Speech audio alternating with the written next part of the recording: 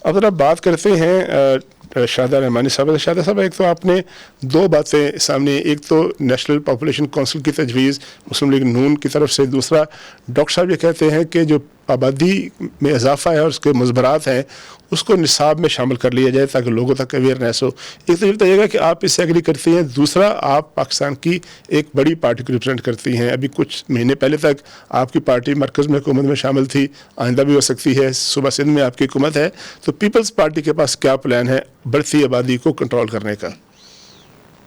بہت شکریہ چاہیے صاحب. دیکھیے، سب سے پہلے تو پاکستان پیپلز پارٹی کی ہمیشہ سے یہ اولین ترجیح رہی کہ پاکستان میں جو بڑھتی ہوئی آبادی ہے اس کو کنٹرول کرنے کے لیے اقدامات کیے جائیں. اور آپ کو یاد ہوگا شہید ذوالفقار علی بھٹو صاحب نے سب سے پہلے سے اپنی پالیسی میں ڈالا. اس کے بعد محترمہ بے نظیر بھٹو صاحبہ نے ایک جامع پروگرام دیا جس میں لیڈی ہیلتھ ورکرز پروگرام جو ہے وہ ایک طرف ویمن امپاورمنٹ کا، اور سیکنڈ وہ خواتین کو انہیں ہر روزانہ ہر 2-3 گلیاں دی جاتی ہیں جس میں وہ تقریباً 28 گھروں کو کور کرتی ہیں. اس میں خواتین کو ہیلتھ کے متعلق ہائیجینک اصول جہاں بتائے جاتے ہیں، جہاں ان کے ہیلتھ کے ایشوز سے بات کی جاتی ہے، ان کو اویئرنیس دی جاتی ہے، وہاں فیملی پلاننگ اس کا مین پارٹ ہوتا ہے. اور یہی وہ تمام چیزیں جو وہ جا کے بازار سے نہیں خرید سکتی ہیں خواتین، یا ان کی رسائی نہیں ہوتی، وہ ان تک پہنچایا جاتا ہے فیملی پلاننگ کے حوالے سے. اور ہماری ہمیشہ یہ کوشش رہی کہ زیادہ سے زیادہ صحت کے بنیادی بیسک ہیلتھ یونٹ جو ہیں وہ بنائے جائیں یونین کونسل کی سطح پہ، وارڈ لیول پہ اور ضلعی اور تحصیل کی سطح پر، تاکہ خواتین کو ہر جگہ آسانی کے ساتھ ایکسیس ہو. لیکن میں سمجھتی ہوں کہ جہاں ویمنس کے ہیلتھ کی بات ہے، بالکل اس میں کوئی جس طرح قبلہ ایاز صاحب نے کہا کہ یہ ایک ریلیجس سے بڑا گہرا تعلق ہے. اور جب اس کے اوپر بات ہوئی ہے فیملی پلاننگ پہ، تو ہمارے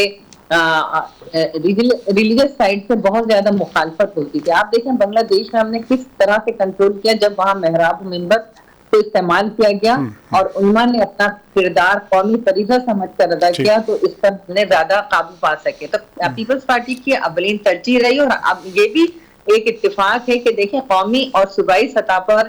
ہماری جو اس طرح کی پالیسی ہے، آپ اس بات پہ آپ بھی ایک جماعت کے طور پہ اس بات سے آپ بھی ایگری کرتی ہیں، آپ کی پارٹی ایگری کرتی ہے کہ اس پر جو ہے اس کو پہلی ترجیح دینا چاہیے. جی ذرا ڈاکٹر صاحب کو انوالو کر لیں. ذرا ڈاکٹر صاحب یہ بتائیے گا کہ ہمارے ہاں یہ کہا جاتا ہے کہ سب سے کم شاید شرح ہے جو فیکس ڈاکٹر کی اویلیبلٹی ہے، بیسک ہیلتھ یونٹس کی اویلیبلٹی ہے اور دیگر جو سہولتیں ہیں. تو اس کے ذرا اعداد و شمار بتائیے گا اگر آپ کے پاس ہیں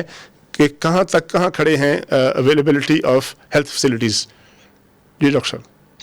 تھینک یو ویری مچ. ایک تو I would like to appreciate کہ آپ نے بہت ہی امپورٹنٹ ٹاپک، اور میں سمجھتا ہوں کہ آج جو کہ وطن عزیز کے اندر یہ مسئلہ ہے کہ ہماری اقتصادیات کا، اکنامکس کا، یہ بہت ہی انٹرلنکڈ ہے، ریلیٹڈ ہے. یہ پاپولیشن جو ہماری بامبنگ یہاں پہ ہے اس کے لیے میں اس سے پہلے کہ مطلب پبلک ہیلتھ سروسز اور جو ہمارے پاس سہولیات ہے ان کا تذکرہ کروں جو پرٹیننٹ آپ نے مجھ سے پوچھا